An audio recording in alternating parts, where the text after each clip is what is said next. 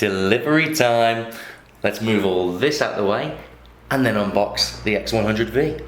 Come on, trusty knife, let's get this bad boy open. So it's Fuji X100V that I have ordered from Henry's Camera in the Philippines. So a little bit of background, I actually had the X100T, so the third generation. It was still a 16 megapixel sensor back then, and I used that traveling. It was my only camera for about 2 years.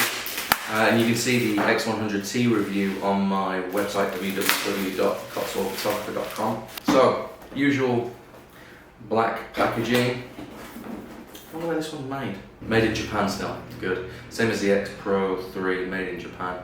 I paid 79,990 pesos. I could do the conversion for you, but it's on my phone recording this. So, anyway, let's open it up. I'm excited for this because I do love this camera because of the leaf shutter and the flash, the fill flash.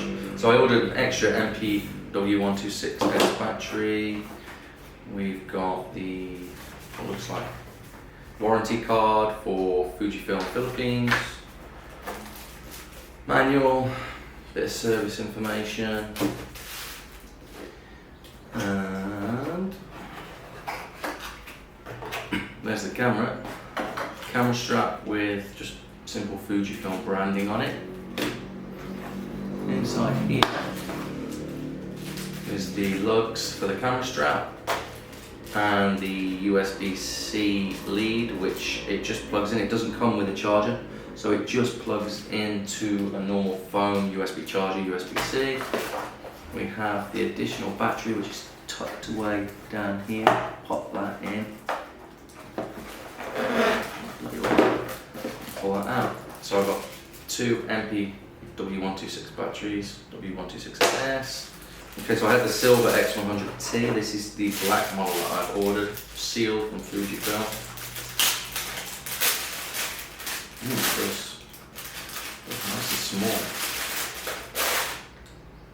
Okay, get rid of the box. Wow, that feels nice. So,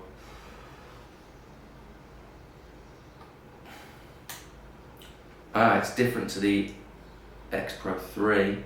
On the X-Pro 3 you have to pull that up and twist at the same time. On this one, you pull it up, change it to whatever ISO you want, and then push it down to lock it. That's better. That's better than the X-Pro 3.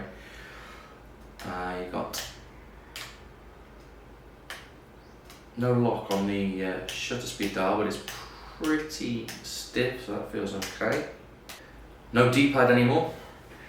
So like the X-Pro 3, the D-pad's been removed. I have to see how I get on with that, but I don't mind, to be honest. Oh, it's a nice size. It's quite a bit smaller than the X-Pro 3. I'll show you in a minute compared. There's the hybrid viewfinder, the fill flash, which is brilliant because you can just use fill flash up to something like 1/2000th of a second or 1/4000th of a second, depending on your aperture. And so you can use shallow depth of field, large apertures in sunlight, and still get some fill flash. So it's brilliant for that. It just enables you to get photos that you can't get with other cameras. You've got focus mode on here, manual, continuous and single. There's the battery slot, which is obviously has the SD card in as well there. So only one SD card. On the side we've got the USB-C, we have the HDMI port, and we have mic remote, looks like a 2.5, so again I'm going to have the same issue as my X-Pro 3, putting my Rode microphone into it. We've got Q menu access button up here, we've got diopter control on the left of the viewfinder, got the hybrid viewfinder. How do those buttons feel? That's quite a stretch, but that's okay. These click as well, so presumably you can have functionality added to them, choose it in the menu system. Joystick feels nice and responsive. Menu, okay, playback, no D-pad. Exposure compensation dial is nicely damped. Let's take a look at the new lens. Here's the lens cap. Yeah, I mean, look at it, it's so much smaller than the X-Pro 3 with a 35 f2 on it. God, it's beautiful. That is a nice looking camera.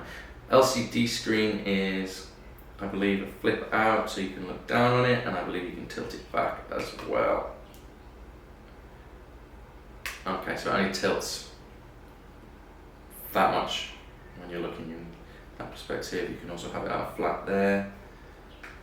God, that is really, really flush to the body. So flat. Made in Japan still, so that's a bonus. That feels nice. I cannot wait to get out and shoot with that. Aperture control on the lens here. Nice clicks. Means that you can know which aperture you are on just by counting the clicks when you're shooting, so you don't have to look. I think that's it. Okay, let's put it next to the X-Pro 3 so we can compare it. You can see the X-Pro 3 is quite a bit bigger, but it's not that, it's the depth of the lens. So I'll stick this 35 f2 lens on it in a minute and you'll see the difference. It's significantly bigger. Let's stick the 35 f2 on this X-Pro 3. Exposure compensation goes quite a lot smaller. Okay, now you can have a good look. Look at the difference in depth between the two. Okay, anyway, I just wanted to do a quick unboxing. I'm going to get back to editing my other video now, but just wanted to do a quick unboxing. I'll be bringing you a review of both of them pretty soon. I'm going to go out and shoot with this as soon as possible. This is going to be my go-to everyday camera because it's just so small and handy. Image quality on it's fantastic. I'm going to see what the autofocus is like compared to the X-Pro 3. I'm also going to compare the X100V and the new 23mm f2 lens. I'm going to compare it against the X-Pro 3 teamed up with 23mm 1.4. I don't have the 23mm f2. I've heard that this is sharper than that f2 lens anyway, so let's see how close it gets to the X-Pro 3 with the 23 1.4. Anyway, thanks for watching, guys. Don't forget to like, subscribe, hit the notifications bell so you can be notified when I bring you the next videos, which will likely be X-Pro 3 review, X100V review. See you next time.